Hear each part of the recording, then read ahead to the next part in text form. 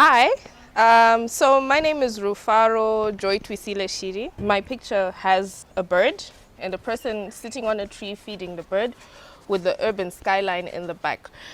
For me, this piece shows that we're at one with nature and nature is our friend, and it's also our getaway because it's truly what and who we are. Hi, so my name is Rufaro Joy Twisile Shiri. I'm working on a piece together with Zimbabwe Youth Biodiversity Network and Artsy Trust. This piece was quite interesting because it had a lot of literature and research that has been done on it, and it was wanting us to depict the vision of the future that we have for the human-nature relationship. You've got issues to do with the power relationship between human and the nature and our environment. I'm currently in my final year. I'm studying food processing technology. Art has always been a part of my life. Art and science are part of the same thing.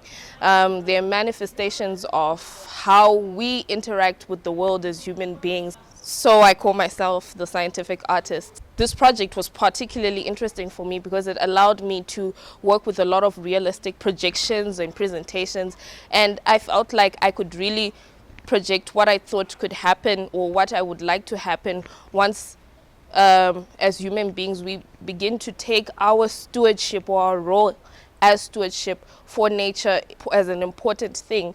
Right now we've got issues where our activities as human beings are encroaching on the habitat, livelihoods of different species such as the Samango monkey here in Zimbabwe.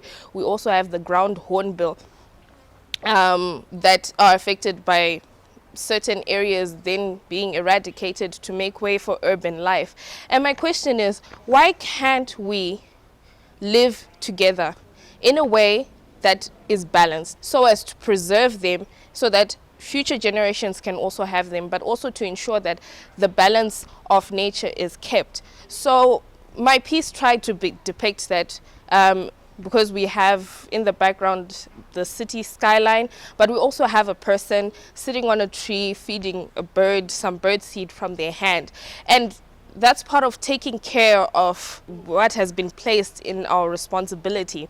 People often need to just kind of check out of the urban life and just go where there's a lot of nature and kind of relax and refresh is really helpful because you get to relax and refresh. And for me, even based on my experience, I've enjoyed traveling, and most of the time I like to travel where it's very natural with a lot of trees and animals, and that interaction alone is necessary for our own, can I say, psychological or balance and health as well. So I think it's very important for us to preserve our nature and to realize that our actions today have an effect on the natural resources that our people or our next generations are going to inherit later on. And we need to be able to preserve those and to be able to allow ourselves to enjoy them, but allow other generations to enjoy them as well. Hi, my name is Yandani Mlilo.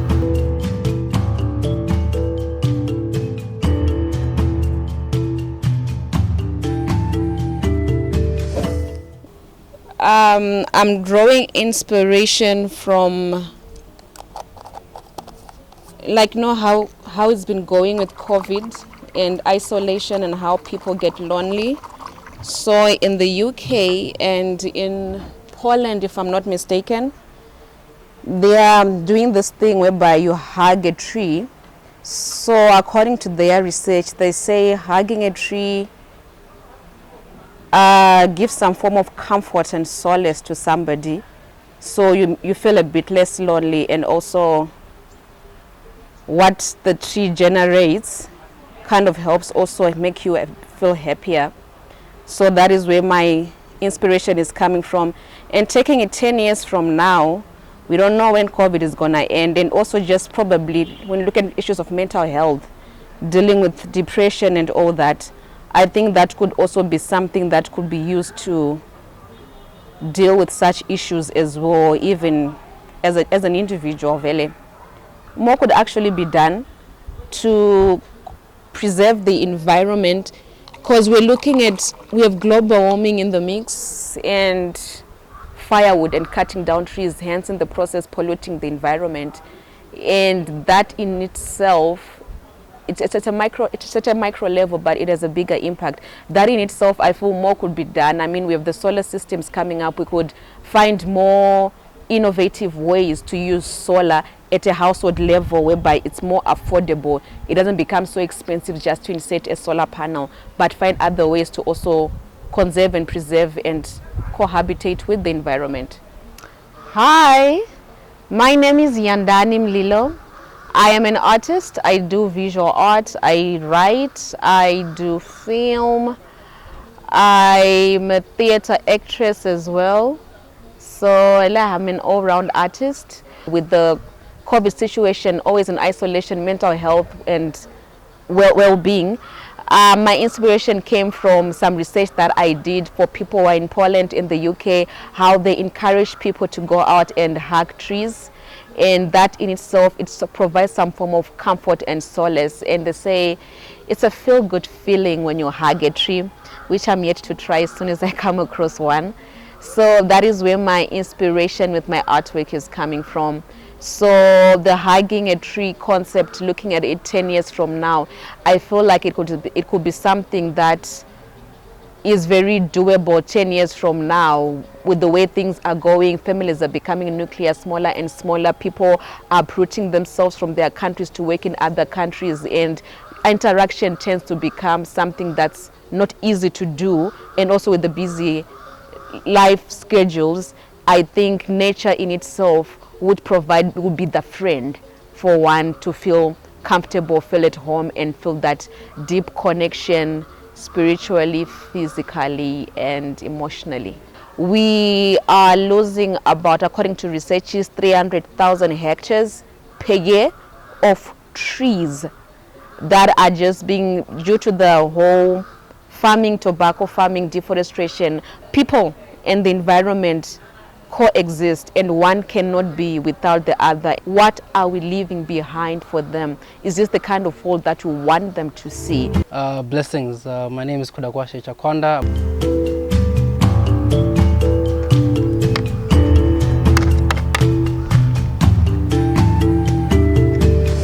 Alright, so right now I'm mixing my paints.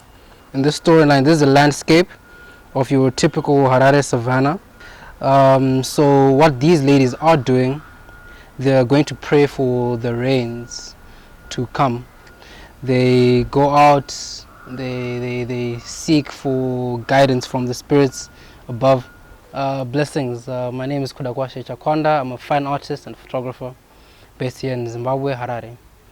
Well, I did my schooling in Chinhoyi University, where I did fine art as a degree. In this piece, we have two ladies that are heading to a special tree called a muhacha, where a ceremony is about to take place for rainmaking. In this ceremony, it's required that not two necessarily, but like barren women, they go there to appease the spirits with alcohol and the clay pot that they have, and whatever, a black cloth.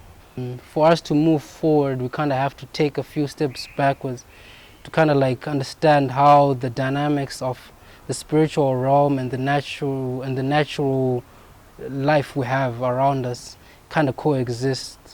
We could have humans interacting with the nature in itself, but praising the nature in itself, as I am trying to do here. Hello everyone, my name is Knowledge Vingi. I'm the programs coordinator with the Zimbabwe Youth Biodiversity Network. Our aim is to conserve biodiversity, influence policy, and promote fair and equitable sharing of resources derived from the natural resources. So we're running a campaign, it's called the Art for Nature campaign. What we're basically trying to portray is the relationship between people and nature.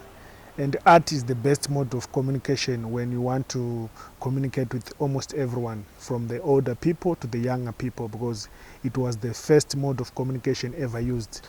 Historically, we've had cases where our ancestors used to paint on rocks. That was a serious communication strategy.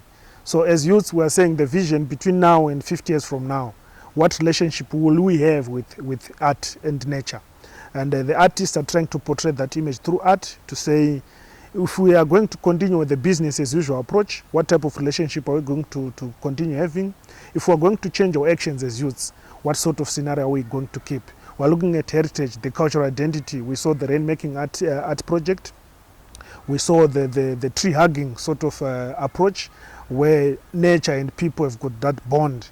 We saw the urban and park interaction where people after a hard day at work, they've got to go into a biodiverse or a park to relax and share and relax their minds. This is a campaign we're launching, and we're very proud to have been supported with the University of Stellenbosch and also the Norwegian Environmental Agency to portray this nature future scenario for youths.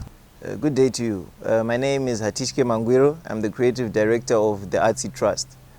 As the Artsy Trust, we are mandated to change a mindset that exists in the majority of the people we encounter in this country, that the arts have no use or value, and as such, people don't take them seriously or encourage their children to pursue them.